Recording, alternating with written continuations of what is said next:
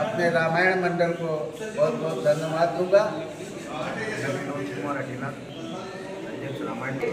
इनकी आज रात्रि में हमारे रामायण मंडल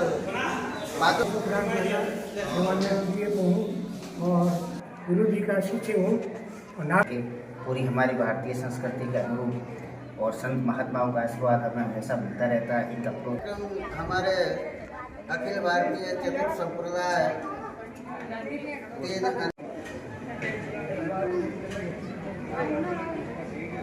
जय श्री राम दोस्तों, आज पादुकला स्थित सियाराम धाम में आदरणीय महाराज परम पूज्य महाराज कपिल दास जी महाराज की आज बरसी है। यहाँ पर आज भव्य कार्यक्रम का आयोजन किया गया है। आप देख रहे हैं साधु महात्मा दूर दूर से पधारे हैं, ग्रामवासी बड़े आदर भाव से बच्चियों को भोजन कराने में लगे हुए हैं। हमारे साथ में सियाराम धाम के जो महंत है संत दास जी से हम आपकी बात कराना चाहेंगे कि आज जो प्रोग्राम हो रहा है इसके बारे में आप अपनी पूरी जानकारी दीजिए, ताकि हमारे जो भी दर्शक हैं पूरे देश विदेश में इस चैनल के माध्यम से और इसके बारे में पूरी जानकारी उपलब्ध कराइए आप। आज कार्य अखाड़ा निर्मोही निर्वाणी और दिगंबर अखाड़े से श्री महंत कपिल दास जी महाराज जी की पुण्यतिथि है। आज उन्हीं की पुण्यतिथि में ये हम कन्या भोजन, संत भंडारा और विदाई का प्रोग्राम रखते हैं। और हमारे गुरु महाराज जी हैं श्री श्री 1008 श्री सियाराम दास जी महाराज, इनके हम शिष्य हैं। हम कला द्वारा भव्य सुंदरकांड का पाठ किया गया और अभी भी कन्या भोजन में रामायण मंडल हमारा बहुत सहयोगी हैं और हमारे सेवा में तत्पर हैं।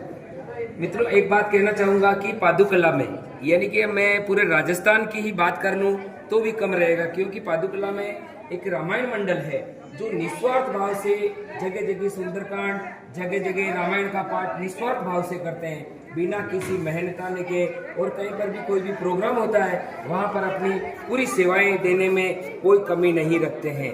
तो मैं एक बार रामायण मंडल के लिए भी मेरे चैनल के माध्यम से और मेरे जो भी दर्शक हैं उनके माध्यम से धन्यवाद अर्पित करता हूं।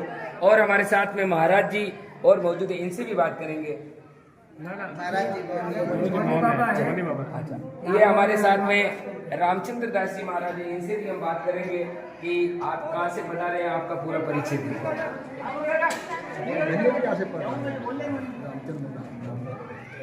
महाराज जी। जो यहाँ पर आज जो ये प्रोग्राम हो रहा है इसके बारे में थोड़ी सी बताइए कि किस तरीके का प्रोग्राम है, यहाँ पर किस तरीके की सेवा की जा रही है और जो भक्तों में जो प्रेम है, सेवा प्रेम है, उसके बारे में।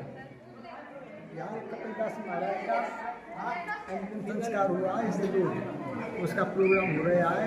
गाँव वाले बस्ती वाले की सेवा अच्छी है, बच्चों को पसंद हो रहा है, संत भगवान पधारे हुए हैं।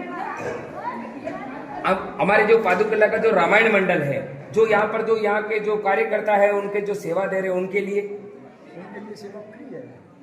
उनके लिए क्या कहना चाहेंगे आप? उनके लिए आशीर्वाद देना चाहते हैं। धन्यवाद। हाँ मित्रों, हमारे साथ में ग्राम के ग्रामवासी भी हैं, उनसे भी हम बात करेंगे। रामायण मंडल के अध्यक्ष है श्रीमान जी, आपका परिचय। रामायण मंडल पिछले 1998 से लगातार अपनी सेवाएं देता रहा, जिसमें सुंदरकांड के पाठ का आयोजन किया जाता है। उनसे हम धर्म स्वरूप एक न्यूनतम राशि लेते हैं, जिसमें से कन्या भोजन और मंदिर के विकास, मोक्ष धाम के विकास और अनेक धार्मिक कार्यक्रमों में सहयोग राशि उनको भेंट करते रहते हैं।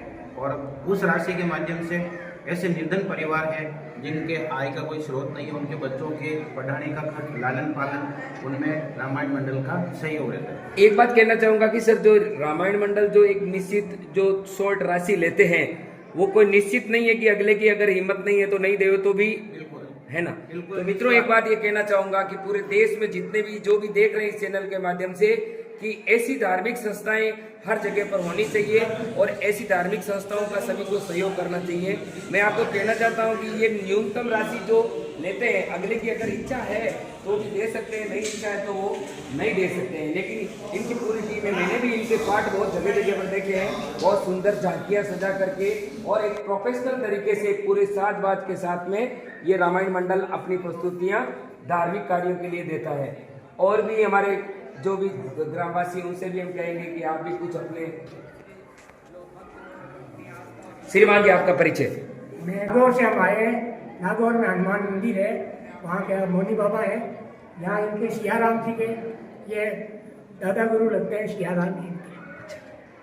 यहाँ के जो हमारे रामायण मंडल का और हमारे गुरुजी का जो श्रद्धा प्रेम और जो स्वागत सत्कार और जो आने जो आओ भगत है वो कैसी लगी आपको? बहुत ही सुंदर स्थान है, पूरा का पूरा स्थान ऐसा लगता है कि यहाँ आने के बाद में अलौकिक महसूस होता है।